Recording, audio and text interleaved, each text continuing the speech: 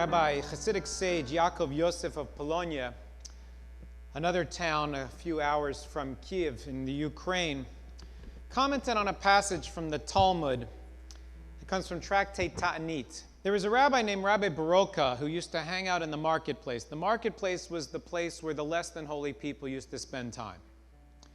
And so he used to commune with Elijah the prophet. And he would say to Elijah, is there anybody in this godforsaken place, I'm adding the parenthetical godforsaken part, that will have a share in the world to come? And these two brothers come by, and Eliyahu says to Rabbi Baroka, those guys are going to have a share in the world to come. So Rabbi Baroka goes over to them and he says, who are you?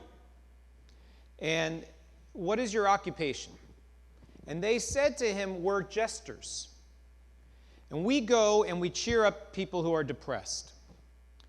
And alternately, when we see people who are having a quarrel between them, we try to make peace.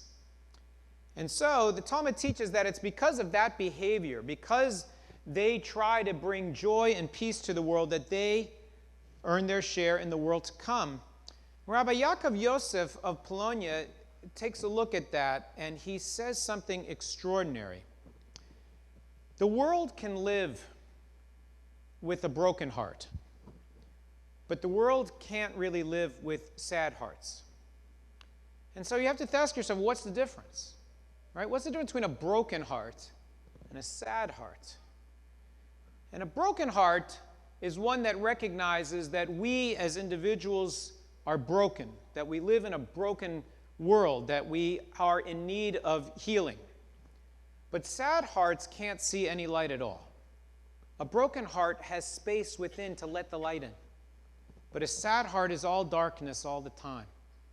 And God can't commune with a sad heart. But God can commune with a broken heart. And as we enter into this Shabbat, given what we see happening in the world today, we are, I think each of us, some kind of a mix of broken-hearted and sad-hearted. We're broken-hearted because of what we see happening in a land that was home to Jewish people for more than 1,000 years, and where still over 100,000 Jews make their home. The Ukraine is the fourth largest Jewish community in the world, or at least it was until a week ago.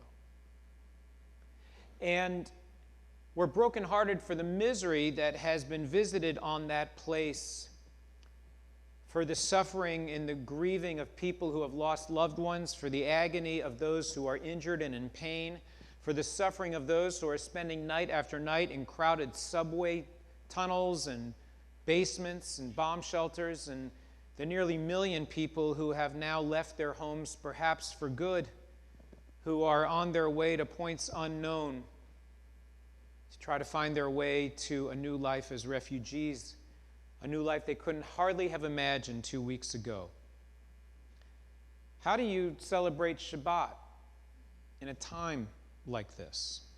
How do we celebrate Shabbat with bluegrass, with this joyous music that we are so blessed to invite into our worship space, into our sacred space?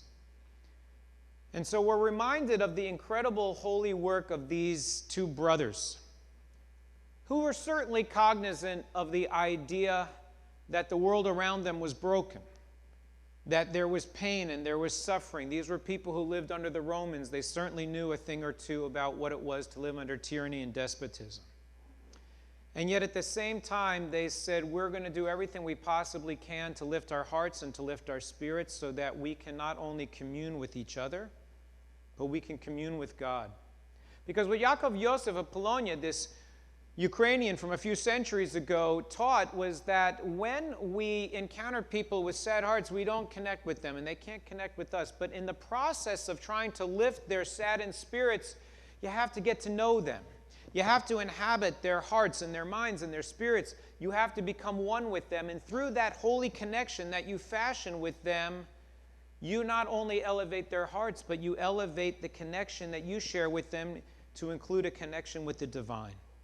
And so as we invite these pure American sounds, this mashup of pure American art, bluegrass, with the spiritual legacy of our people, God willing, on this Shabbat of all Shabbats, we will allow a little light into the places in our hearts that are broken, and to try to bring some measure of joy to hearts that may be sad, so that we can use these precious moments of rest on this Shabbat to commune a little bit more with each other and to feel a deeper connection to the Holy One. Shabbat Shalom.